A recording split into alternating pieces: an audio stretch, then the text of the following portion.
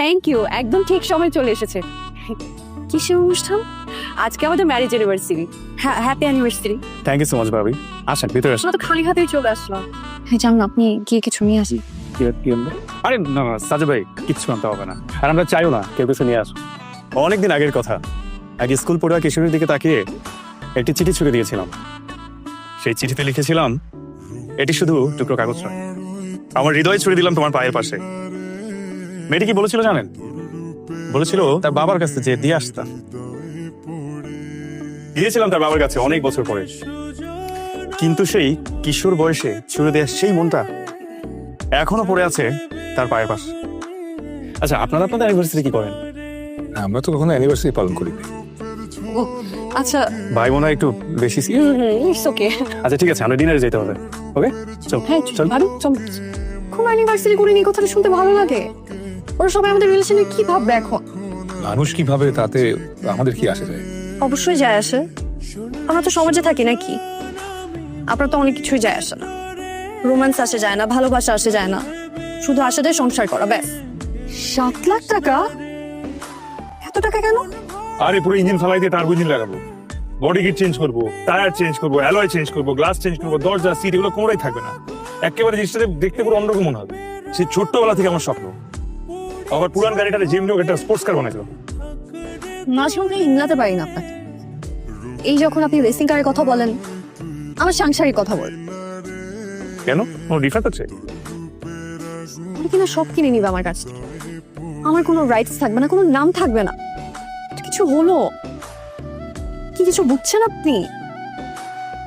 আমার কত শখ নিজের একটা ব্র্যান্ড হবে, নাম হবে রাহাস ক্রিয়েশন। দারুণ দারুণ সব ড্রেসে ডিজাইন করবো আমি, দেশে বিদেশে নাম ছড়িয়ে যাবে। পোশাকে একটা সিগনেচার থাকবে, একদম অন্যরকম কিছু হবে। আপনি এখানে তাকাচ্ছিলেন কেন?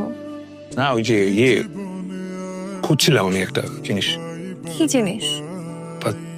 ওই যে কলম পেন।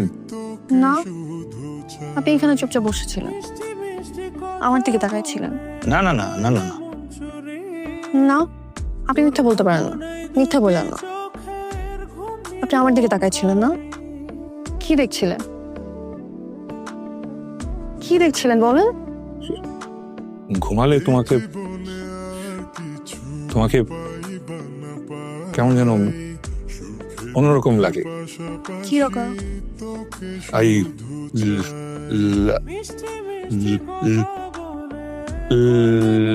কি?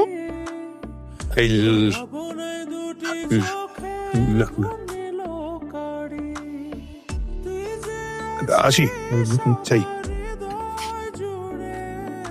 ভেরি গুড, আমার পছন্দ হয়েছে। কি নাম দিতে চান? রাহা। আপনার নাম না, লেবেলের নাম কি দিতে চান? রাহা। রাহা। ক্যাচি আছে নামটা, সুন্দর। ওকে, আই এম ইন্টারেস্টেড। আসলে নতুনদের সুযোগ দিলে তারা ফাটাফাটি কিছু করে দেখায়। অবশ্য সবাই না, ইয়াং ট্যালেন্টেডরা। হ্যাঁ, আপনি বেটার এক কাজ করুন, কিছু স্যাম্পল করে পুরো লেআউট নিয়ে আসুন। কেমন? Thank you sir. ভাবি, আপনাদের ইউনিভার্সিটি তো এই মাসে, তাই না? হ্যাঁ, 28 তারিখ। কি প্ল্যান, কি করছেন?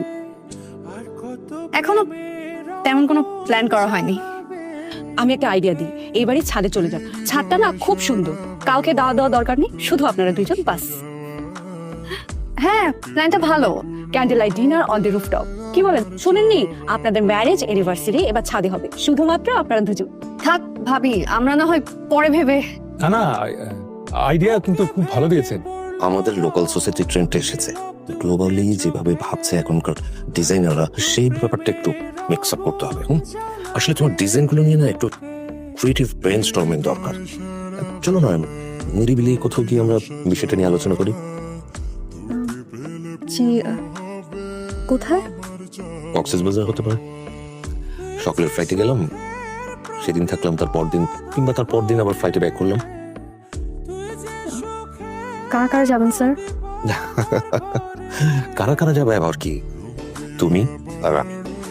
হ্যাঁ, দুজন যাব, আলোচনা করব, ঘোরাও হবে, আনন্দও হবে, মজাও হবে। হ্যাঁ, আমি এমন কি বলেছি তুমি অসুবিধার কথা বলছো? ঠিক আছে, আমি পারি না ওই যে রিফাত সাহেবের মতো তেল চর্বি মাখিয়ে গদগদ করে কথা বলতে। তা আমি এমন কি করেছি তোমার সাথে এমন করছো? রিফাত সাহেবের কথা আসছে কেন? উনি তো তোমার আদর্শ। উনি সবার সামনে বুকে জড়িয়ে ধরেন, ভালোবাসি বলেন, অ্যানিভার্সারিতে নাচেন ওনারা। উনি তো আদর্শ হাসবেন, আমি না, তাই না? আপনি ভালোবাসা বুঝছেন যে আপনি প্রকাশ করবেন? আপনি তো বুঝেনই না। শুধু বাজার করলে যদি হাজবেন্ড হওয়া যেত তাহলে সব কাজের লোকেরাই সেরা হাজবেন্ড হতো। তোমাদের সব মুখে মুখে আই লাভ ইউ বলে, এগুলো সব লোক দেখানো। তুমি একবার জিজ্ঞেস করছো আমি কেমন আছি? আমি নাই পারি না বলতে এগুলা। তুমি যা আমাকে ভালোবাসো এটাই তো আমি জানি না। এসেছিল? আমি ওকে বলেছিলাম আপনাকে বলার জন্য, কিন্তু আপনি ব্যাপারটা কিভাবে নেন এর জন্য আসলে ও বলতে পারেনি।